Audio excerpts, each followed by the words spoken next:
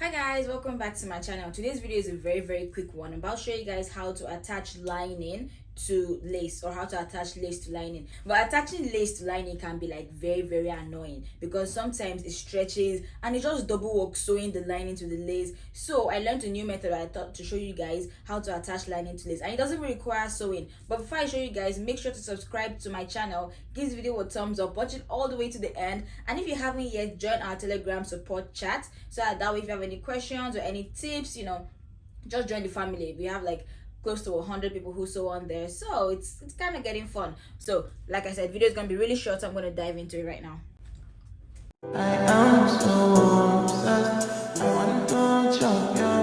What I'm using in this tutorial is going to be a glue gun. There are different things you can use. You can use a hemming gum, you can use any adhesive you prefer to use for sewing, or you could even use hand stitches, but that one is just like too much stress. So what I'm doing basically is just putting my glue and stitching the lace to it, so that way it stays. By the way, this is a dress I'm sewing. I'll probably show you guys on short when I'm done with it, but this is all you need to do. Just make sure it's aligned, with the lining the way you want it to be, and you don't have to like put a straight line, like you don't have to put it everywhere. You can just put it at certain points and then just stick it, because I just want it to hold at certain points, because we are still going to stitch it together as a dress, so there's no point like doing a whole long line. So this is basically it, how I join my lace to my lining without sewing, and trust me, this has saved me so much time. Let me know if you guys will be trying this method. At the end of the day, you're going to end up having like this singular piece. This becomes like its own fabric. See, I already attached the lace to this lining and it's singular on its own, so I don't have to like worry about it moving or anything when I'm sewing,